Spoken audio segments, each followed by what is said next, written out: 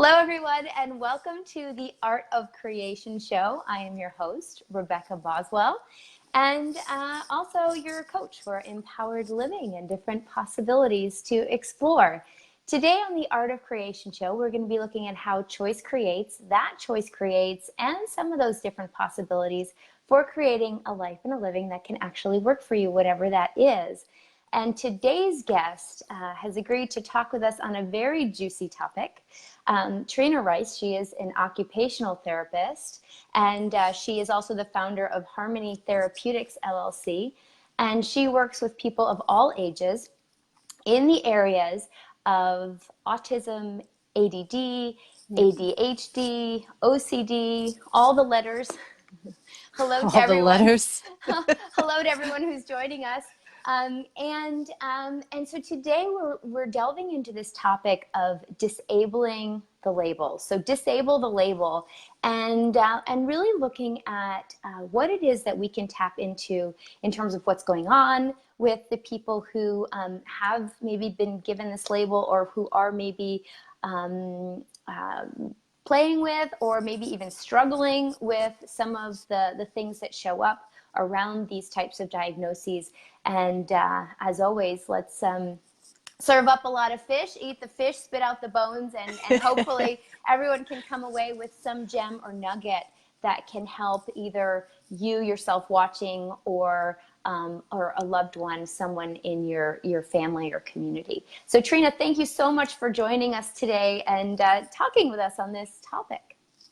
Well, thank you for having me. I'm honored to be here. Yes, and how much fun can we have? Yes, how much fun can we have? You know, there is sort of this sense sometimes when we are talking about diagnoses, and lots of times, you know, a diagnosis is the result of people not knowing what else to do, and then looking for an answer. And then, you know, we get the diagnosis and then go from there. And there sometimes can be a lot of struggle or frustration, trauma, drama, power dynamics, Yes. Lots of things. Yes. And I was wondering if we could just start, just a little brief background, how you started to get into this work, and, you know, where your niche really is, where you really love to work with people and tease out the possibilities available to them. Yeah, well, my background is I'm an occupational therapist. I've been an OT for over 22 years. And I guess starting from the very beginning, my older brother had severe dyslexia when I was growing up, and he's 3 years older than me, to the point that he couldn't read or write. And everything he did, it was flipped, it was backwards. And at that time, there wasn't a lot available for resources, but my mom was always thinking outside the box. And I remember she found this like little old lady, and we would go to this church basement, and he would do these really cool exercises. And I'm like, oh, wow, that looks amazing. I want to do that. And so I would always do these exercises with him, and they were to actually assist with getting more eye-hand coordination, which in turn, and body awareness, which in turn helped him with handwriting and reading. And they would go out and swing, and they would do all these fun things. And I looked at that even as a kid, and I did it with them because I was so excited. And I remember thinking, I'm like, I want to help people like this. And then it just kind of, I ended up in occupational therapy school. And when I got out, I started working with kids, and it's kind of what I've always done. And I've always been to like kids, young adults, even adults, we're all kids. But I've always been drawn to the children with like what we would call SPD, or sensory processing disorders. And those, if they are labeled like autism, ADD, ADHD, anxiety, sometimes even OCD, but I also work with like Down syndrome, cerebral palsy. I work with a whole variety of kids, so I see a gamut of labels and diagnosis. Yes. So where is the value in a label? I mean, we have all these labels, and, you know, there must be some value in it, right? Or what is, like, why are they so popular and popping up everywhere? And do they, does having a label contribute in any way, or what's your take on that? Yeah, well, so often there is a conclusion around it that these children don't fit in, and that we have to do something to make them fit and to be normal and average and real, and that we give them the indicator there's something wrong. But there's also the flip side of it, where these labels can actually be used as a gift. And so the way I perceive it, and the way I often tell parents and caregivers, teachers, is like, what if we have the label, but we don't define them by their labels? Because sometimes when you create a definition out of the label, you miss the gift that they are, and the gift that they can be. So like, what gift are they that you haven't been receiving because all you can see is a label or a diagnosis? But the label can be a benefit at times, or the diagnosis, because it gives, sometimes it gives those parents and even the kids who are looking for a different way, to get some help and to get some resources. And the way it's kind of structurally set up in our society, it helps with funding. So there are some amazing tools that you get, if you do have a label. But what if the label isn't, what if you don't have to become that label? Yeah. That's the Okay. biggest question. Yeah. Like, what if you can have it as a resource? And what if it can be a contribution to you, but you don't actually have to become that label? Got it. What I hear you saying is that you can actually have the label contribute to you if it allows for maybe accommodations or things that can contribute to Yeah. you and the way that your processing works, or your just your mind works. But it doesn't mean that it has to be an excuse, or it doesn't have to be a crutch, or it doesn't have to be something that then saps your confidence, or makes you Yes. feel like you're less than. So a label is really just an invitation to see what different strategies and what different support is available, as opposed to a label of Yep. being broken or needing to be fixed. Exactly. Like, what if it wasn't that something was actually wrong with them? Yeah. And what if it that they don't have to be fixed? It's just, that's giving them a resource. And sometimes a label isn't required. I'm not saying go out and go get a diagnosis or go get labeled by Yeah. any means, because a lot of times it's not required. You can get what you require without that. Yeah. But in terms of when that comes in, because there's so many people and parents that get caught up on, they're going to have a stamp for life if they have this label. Well, not necessarily. If you're willing to look outside that box and beyond that, I've seen the kids who never stop. Like, when I work with kids, if I'm in a school system and I'm working with a child, and a lot of times I have to go into evaluations on them, we get like their whole individualized service plan and all of this. Well, the reality is, yeah, it's sometimes great for like medical information or whatever, but I don't take that and conform to it. I actually, the whole thing that I would like to talk about today is about being the space around Yeah. that, and Cool. allowing just to show up as you are and be like, hey, what else is possible here? Yeah. And what do you actually know? Yeah, and that's where I'm really curious. Sometimes there can be struggles, where sometimes some of the symptoms are the way that especially with children, the way that they can show up sometimes in group dynamics or at school. Um, it can cause different things to show up, especially with authority, or with, when you're Yeah. trying to manage, a room full of however many.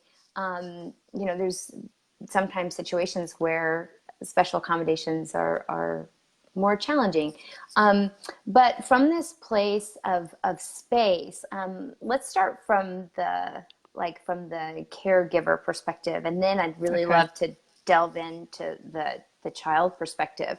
But from the caregiver perspective, it's one thing to just have patience, or to try and just make it through. But what are some tips or tools that you suggest for parents, for teachers, for community leaders that have a child maybe with a lot of energy, with a different way of processing information, with a different way of being social.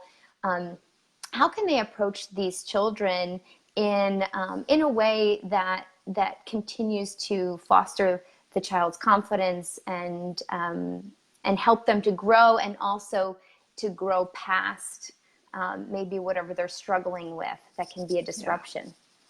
Yeah. One of the greatest tools that I have used, and I've used it throughout my entire therapy, and I did never really get that I was doing it until later on, but it's like actually asking a question. Yeah. And using questions, because a lot of times they're like, they get, if I use this as an example, labeled as sensitive, like whether that's emotionally sensitive or they're sensitive to smells, taste, all of that.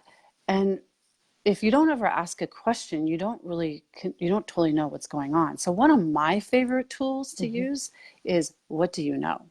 And I use that on both the parent side, caregiver side, and also with kids. But the question of, what do you actually know about that? And what are they perceiving? And if you break that down a little bit more, if we talk just kind of a little bit about that question, asking a question, well, that's a tool that I use for everything. But if you go into the whole sensitivity part, where they like, they'll be like, sometimes that's when bullying takes place too, is like, they're just sensitive, or you're just being overly sensitive. Well, what are you aware of? What are you perceiving? What do you know? And when you ask those questions, it gets you out of the resistance of what is actually occurring. And it changes and allows other things to start showing up. Like, I can give a little story as an example on that. Okay. Like, I had a boy that I was working with who has autism, and he's nonverbal. And at the time, I believe he was in middle school or high school. And he was having a really hard time in some of his studies, like math class and social studies class. Basically, throughout the day, he would end up like throwing a tantrum, throwing himself on the floor, biting his hand, pulling hair, all of those behaviors. And behavior is just a form of communication. It's just a form of communication. Like, if you can get that and start asking a question about what that is, it can change the entire situation. And so his mom got a hold of me, and she's like, hey, he got kicked out of school. Well, he didn't even know what being kicked out of school was. So it's not like that was like a reprimand for him. And so I'm looking at one of the questions we have. So anyway, I came over and I sat down with him, and he types a little bit with his iPad, but I asked a question to him, and I said, so what do you know? And he said, I'm like, I think I asked him too, what do you know and where are you having difficulties? And he said, math and social studies. And I'm like, what do you know about that? And he typed the teacher. And I said, what do you know about that? And he goes, she thinks I'm stupid. And I said, did she actually call you stupid? And he goes, no, I hear it in her head. And I go, do you think you're stupid? And he's like, no. He's like, no, but she does. She doesn't understand me. And I said, do you get how brilliant you are? And do you get that you have just a different way of functioning? And she doesn't probably know how to communicate with you. And she gets frustrated. And then she feels stupid. And that comes across that way. And you're so aware. Yeah. And you're picking up all of that all the time, that then you internalize it and think you're stupid. And just by having that conversation, it changed so much, because he was like, he had not, because we don't have filters is another thing we can talk about, but they don't normally have the filters to decipher, is that my thought or someone else's thought? And it all gets taken in. So that's why asking a question it's so helpful. You get information that you don't even, kids will tell you things if you ask them. Yeah. About how often do we ask? Yeah. And how practiced are they too? I mean, sometimes we can ask a question and there may still be pushback. if there isn't that trust that you are actually going to receive their response Yes. from a judgment-free space or a place of true interest and a willingness to be both in allowance and in awareness. Yes. Yeah, you So have to be willing to acknowledge them and acknowledge what they have to say. Um, kids are very aware, and just because they have small bodies doesn't mean that they don't know. They have a lot of wisdom. They're just wrapped up in a small body. wrapped up. And that can that can be the same thing as like, well, the question is, how about Yes. living with a parent that is like a child? It's the same concept. I mean, they have a large body, but sometimes at our older stages of life, there's that revert. So yeah, all of it applies. All these tools apply. It's about asking, but another big part of it is really being willing to acknowledge them for what Yeah. they know. And then you ask a question without judging and without trying to figure out what they're going to say, and you just let them talk. Yeah. Yeah. Yeah, and I see that a lot where, the parent, we'll use parent situation, where they care so much, right? Yeah. And Oh yeah. they're, but packed sometimes in that caring, right, are all kinds of expectations and projections, right? Like, I love this child and therefore I don't want this, and this to happen, or else they'll end up, on drugs under a bridge, right? Or like, some Right. spiral. And so what starts out as this desire for caring and kindness and contribution gets sort of tangled up in all this other stuff that then the child isn't able to pick up on that initial space of caring, and is just receiving all that projection and fear, Yeah. sometimes from the loved one. So then resistance can come up where even if asking a question, other things, there can be a wall or some sort of separation. So what are some ways that when you've been working with kids or with adults where over time they have developed barriers or resistance mechanisms or ways of protecting themselves essentially, and now you really want to someone coming in Break through. wants to get through and really not help, because that's where we decide what someone needs, but assist them in that Yeah. process of them coming out, through that barrier, through that resistance, in a way that's going to work for them. Well, one thing I would say to that, and this pertains to both adults like us as a parent or a caregiver, and also the child, is how much space is required. And what I mean by that is, like, think about yourself and your personal space. I mean, do you like somebody like up here in your face like 24/7? Because sometimes when that overprotection comes in, or when you love someone so much, that's what we end up doing, is we end up overprotecting them and not allowing them to choose for them. And one of the most empowering things that you can do as a parent or a caregiver, and even for yourself, is to give that space to allow mistakes, mess Yeah. ups, because when you do, you learn from it. Yeah. But the space alone is one of one of the biggest components that I think I have always done, and I never got that I did do it. And I've watched this, and I've watched working with other therapists and other beings, and I'm like, so what's different, and one thing is the willingness to actually show up as you are, like funky warts, whatever, like a bad day, bad hair day, who cares?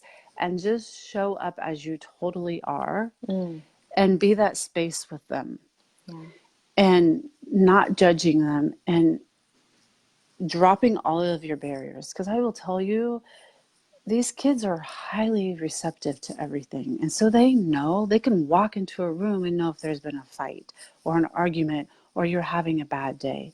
They get it and they'll respond back. If you're asking what that is, they'll show you, they'll give you a trouble. Yeah. So you have to be willing to like, literally, and what I mean by drop all your barriers is just to like, it's kind of like if you would think about if you're outside in nature and you just are basking in the sun and just allow that energy to be with you and be that space without the conclusions of how something is going to show up. Because when you can do that, it shifts a whole lot of things. And I call that the zone or your zone of awareness. It's like how big is it? Because a lot of times it's like so like way out here with these kids. And so you'll have to expand out. And I hear all the time, well, the teachers and everybody at school says they had an amazing day and they do great. And then they get home and they lose it and they have temper tantrums and they can't sleep and they don't eat and like everything shows up. Well, a lot of times is they work so hard to hold that space together for them so they can function in the school day that when they get home in their like safe zone, it all just comes out. And so it's the willingness to be like, okay, what's required here? Do you need time? Do you need to find a place? Maybe it's a bean bag. Maybe it's your bed with a canopy over it, with the lights out where you can like just chill out, whether that's listen to music, read a book, all of those kinds of things. But that's what part of it is, of allowing the space for them to show up. Yeah. And you be the space. And throughout the day, what I was getting at is a lot of times, like if they get projected upon or they pick up on all of the thoughts and the emotions and the static, I mean, because they're being aware of all the electrical components, all of that, they pick that all up throughout the day and then they have to keep it together. Yeah. So when you can, and they get crunched. So what I do a lot of times with a child who's kind of like, I'll be like, hi, but I actually show up and literally like almost like expand out their space and give them that peace and that ease. That's almost, you have to do that first before you can even speak a word. Because if you speak a word when they're in that turmoil, you're not going to get very far. So what do you know about being who you are and about being the energy beyond words that can actually give them the space that can change a given situation? Wow. So this is something that whether you're being that, for your kids, right? Just being that, this tapping into the ease that can create for yourself. And when you have that peace and that space, the capacity changes for what you're able to receive, what you're able to gift, and also your capacity for allowance and for seeing what is and being aware of what's required. Now, as you play with that at home, how do you suggest, or what ideas do you have for for parents who maybe are starting to use these tools and really playing with this at home, but then are the advocates for their children in the school, and now are talking and having a conversation with administrators or teachers or people for whom this might not be an easy or even understandable conversation. Concept. Yeah. Where can you start with that to be able to create more possibility for that space for them, even when they're out in the world? Well, wow, that's a whole lot. Yeah. One thing is like, yes, it can get tougher at times, depending on the situation and the environments where they're having more of a difficult time. But just sometimes a conversation alone with a teacher, not coming at them like trying to force an idea or force anything, but like being able to share with them like about, hey, how much personal space do you require throughout the day? Like, what do you do when you need to have a little bit of time for you? We all have our things that we do, whether that's like we go running, go for a walk, maybe some of us take a nap, read a book, watch TV. There's different things that we all do to zone out or zone and be in our zone. So sometimes if you can just relay it that way of like, okay, so what do you do? And what if throughout the day there's a few times that that's required, the space is required to give to the child to allow that so they can start functioning on a more, there's another thing, don't let me forget to talk about how much they're aware of. Oh, yeah. But like on a more practical level too, like with a lot of the kids who are real fidgety and require something, and even if they're not fidgety, sometimes they just require something to, because it's not about focusing. They're so aware of everything all the time. It's doing multiple things. And the more you can do, a lot of times they get their homework done, they get their schoolwork done. So one thing that I have like suggested in like schools and stuff is like to have like a little fidget box where it's just a little box. You can get like a little storage container with a lid on it, and the things that they might enjoy. And this doesn't work for every kid, and that's why you have to ask. But for those it does, it makes a difference. You can get like squishy balls or the things that you pull, or like the fidget spinners, like all of those kind of things that are not really invasive. There's even like pencil toppers that have chewies on them, so you can actually chew on them. And you put all of that stuff in a box. And when you see and you give it to your child and you talk about it and you be like, okay, now before you're starting to get upset, what if you had a choice of which one of these would actually create more for you at that time? And what if you could choose it and play with it for a few minutes, like at your desk, and not invade all the other students, your friends around you, and play with it, and then put it back away and do what you're asked to do. That's a brilliant idea. Giving them some things like that they can actually play with. And there's also things called, well, the wedges or disco sits, but they're like what people sit on sometimes to like help them sit better on their chair, whether it's to raise them up or not. But they're little pillows or little rubber pillows that come inflated with air, and you can inflate them or decrease them. And sometimes they have a bumpy side, sometimes they're flat. And even giving them that, and they put it on their chair to sit on at school, allows them to be able to sit, but yet they can still wiggle and get movement that they need, but it doesn't have to get up. They don't have to get up and run around the room. Wow. It's one other thing that helps. So, yeah. So being willing, I mean, really what I hear you say, I mean, you're coming up with these, these great possibilities. And what I hear underneath that too is just this willingness to play with it and try different things and see what works, and, not freak out, but look at it as, okay, cool. So, we know maybe what's not working. So how can we, how can we, with your input, how can we support you, and, what can we try? And it's okay if, we try 50 million things and they don't work. And it's okay if the first thing we try works. Like, the idea is that you are there, and that you are, that you're Giving. engaged in what, what's showing up for them, that you. Yeah. And every day is a different day. Every day is a different day. Yeah. With them. It's never the same. So some tool that might have worked yesterday might not work tomorrow. And that's why asking the question. Yeah. And asking, what do you enjoy? What do you like? Yeah. And that's with anybody and everybody, because people are like, well, how do you ask a question for somebody? Because some of the kids are nonverbal. Yeah. And I'm like, you ask a question. Yeah. I mean, you talk to them just like you would talk. You ask them a question. They comprehend things beyond what you think that they can get. And it's all based. That's one of the things. One of the other things, it's it's energy. Yeah. Language is energy.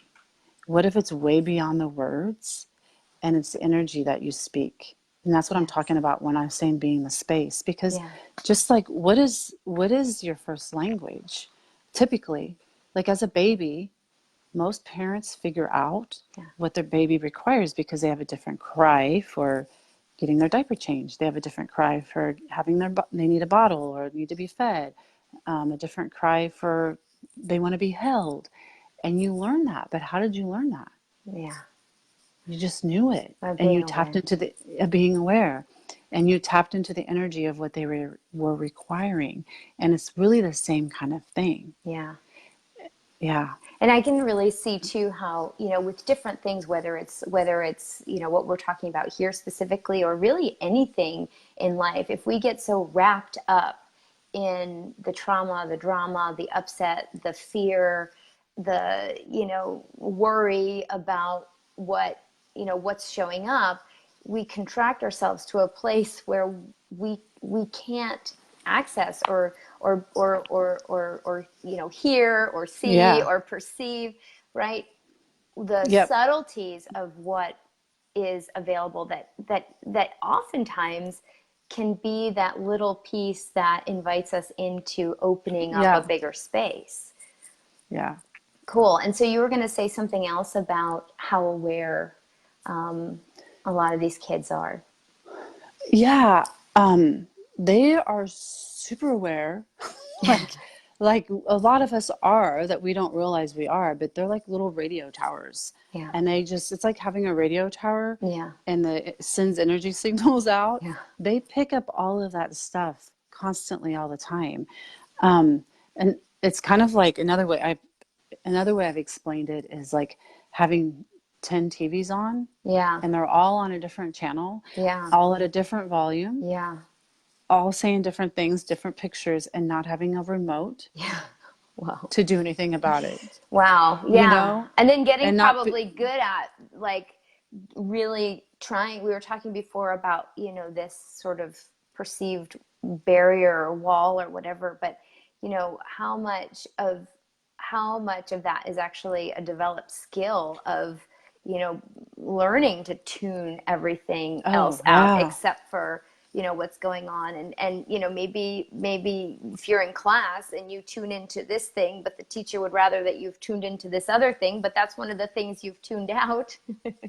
you know Yeah, because a lot of times there is a creation of like a almost, I don't want to define it either, but more like a private universe. Like they yeah, create their own space got it. because there's so much going on. And that's also when you see a lot of the stimming, they call it stimming behaviors, Mm-hmm. but a lot of the like hand flapping, or they look out of the corner of their eye, or you get the rocking, Mm-hmm.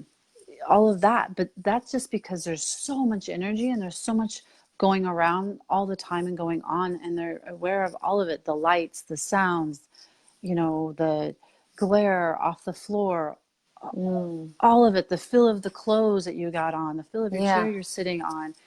And there's that motion, like one It's of too the much, too much. I it's do too that much. motion It's too. like, It's too it's much. too much. And we do that as adults, but we don't realize we do it. Like we'll tap our pencil when we're working, or we'll go get something crunchy to eat, or we'll chew on gum, or we're like moving our foot, or we're twirling our hair. We do all these things and Mm-hmm. we don't sit still. Yeah. So to expect someone to sit still all the time is just, you can't. And I'm sharing all this because your original question was kind of like, so how do you Yeah. portray all this to a teacher? These are like things that you actually say. So like, what do you do? What do you do when you've got a lot going on? Do you like scratch your head? Do you chew gum? Do you like, because we all do these things, Yeah. but a lot of times it's so innate to us, we don't realize we do. Got it. And when you can share that and be like, okay, what if you could provide a little break for them, Yeah. even if it's, yeah. And Yeah. another thing with that too is another idea is to share is like, what if all the kids in the classroom got out of their chair Yeah. Got for their wiggles out. 5 minutes and you did like jumping jacks or got to jump up and down or whatever's fun, marching, whatever, let them walk around the room, and then they get to sit back down you'll probably get a lot more out of them Yeah. instead of trying to fight it. But those are things that you can kind of share. Cool. And in a way, in a light way, without, trying to change the way a teacher functions. Yeah. Yeah. And really being that space in that conversation, is going to create such a different outcome than if you go in there and, you're trying to defend your kid or prove that they're okay or demand that, they're treated a certain way. Just like the child doesn't respond well to that. None of us do. So. I mean, look at me. I'm like fidgeting all over the place as we're sitting here talking. I love That's it. how but the spherical awareness, which is being aware of everything all the time, is a huge component because they really pick up on stuff. And I've had kids when I'm working with them, they're like, "Did you hear that?" And I'm like, "What'd you hear?" And as soon as I tap in, like I heard it, but like I'd already drowned it out. And then they'll say, and I'm like, "Oh yeah, that's really cool. That's amazing that you can hear that." And they'll be like, then they'll be doing something else, and they're like, "Did you hear that?" I'm like, "Yeah, what was it?" They're like, "Oh, that was just somebody walking down the hall," or that was, and they can hear the neighbors. They can hear so many things.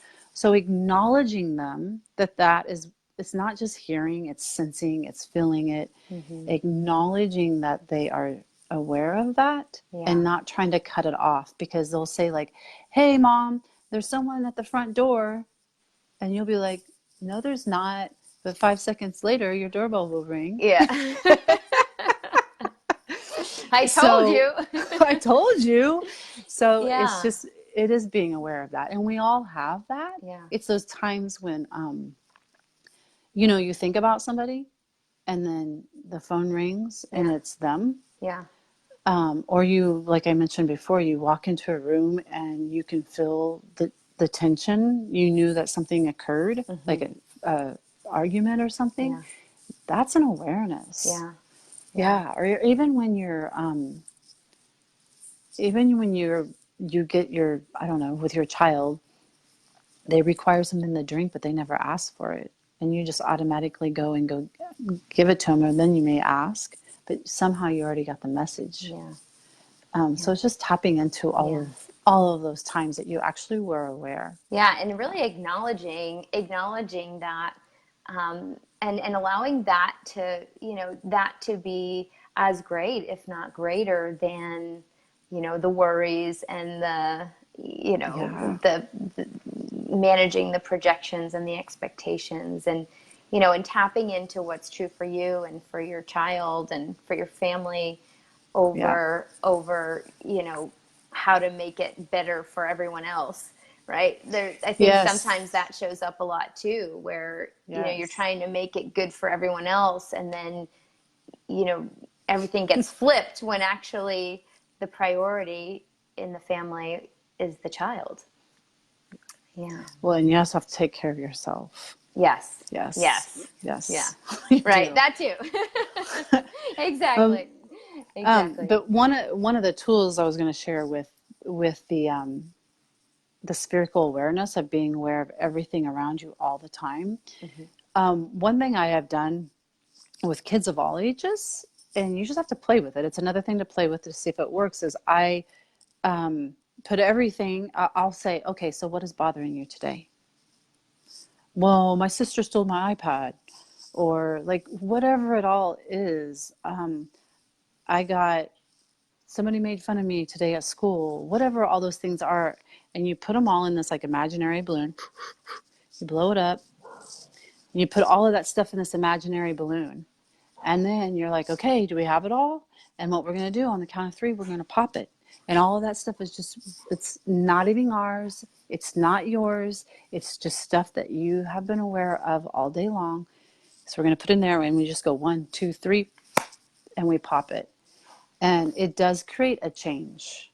It does allow kids, and it gives them ability of something that they can do on their own, and a tool that they can start using throughout the day. When it gets that overwhelming state, like, it's too much, they can put all of that in there and they can pop it. And I'll have kids who start doing that. So it's kind of fun. Yeah, that's awesome. So you're really empowering them to, at any given time, whenever they require, Yeah. giving them this tool that they can do to bring them into that space where again, Yes. they have that sense of themselves, of the space, and they're not getting sucked into everybody else's reality. Yes. Yeah, cool. So, Trina, before we wrap up, though, I would like to have you share. I know you have an offer that you are offering to viewers Oh, of yeah. the show, and it's pretty amazing. And I was just hoping that you could share a little bit about that and entice our viewers to play with you a little bit more. Yes. You can come check me out on my on my website, trinarice.com. And on there, it's trinarice.com/shop. In my shop, there's 2 calls. One's empowering kids to know that they know. And it's a call that I did. It's actually a class that I did with Trina Rice as well. She's a physical therapist. And we did stuff around kids sharing tools that you can use to empower them, kind of like what we're talking about today, Excellent. for them to know what they know. And you get 20% off, and I'll give you the coupon code. And Yes, then the other, and it will be in the show notes as well when this goes up to awesome. YouTube. Yes. Awesome. And then the other call is, it's just a 1 call out of a 6 telecall series that I have on there currently right now. You can get the whole telecall series, but the one I'm offering is a call that I did. It's dealing with difficult kids, and it's on autism and ADD, ADHD, a different way of functioning. Yes. And it's on there as well. So both of them, you get 20% off of those calls if you would like to go and order them. Awesome. Well, thank you for making that available to everyone here. And also, we will put the link into the book that you are a contributor of as well. So I know that there are some juicy nuggets in there that people can also look to. Trina, is there anything else before we wrap up for today that you would like to share or to offer before we go? I would just say one thing is, like, what if you could look at these kids and yourself as just being different, not less, just different. And like, what if they're actually showing us a way to be that's beyond the words, that's beyond the constructs, beyond the limitations, beyond all the ways that we function and think we have to be, that they're showing us a space of communion that we've never been willing to have before. And what if you could just play with that and see if that opens up more space for you in being with it and being with the kids in your life or people you may know that have been labeled. Cool. Well, thank you so much. That just offers so much more ease and peace anyway. And how much do we, do children get labeled with something and they're actually just responding to what's going on in the lives of the adults in their world. So, I mean, it's just a beautiful, beautiful invitation for us all to expand out, to, to be open to greater awareness and, to come from a place of what else is possible instead of getting sucked into that trauma and drama and upset. So thank you so much for everything. All of you watching, thank you for being here. We really appreciate everybody who hops on live. Thank you for those of you who popped in questions. And those of you watching at home, you are part of what makes this show special. So we are so grateful that you show up. If you liked the episode today, if you like the episodes you've seen in the past, please make sure to like the page, the Art of Creation Show page on Facebook. Also, make sure to click the notification bell so that when we do go live with future episodes, that you can be notified and come join us. And of course, these all get loaded to YouTube. So we have all of the past episodes loaded up there. And if you subscribe there, you will get notification the moment a new episode is loaded. So please give us a thumbs up, and we will see you again next week. Trina, again, thank you so much. Everyone at home, we'll see you next week. I wonder what we'll discover next. Bye-bye. Thank you. Bye.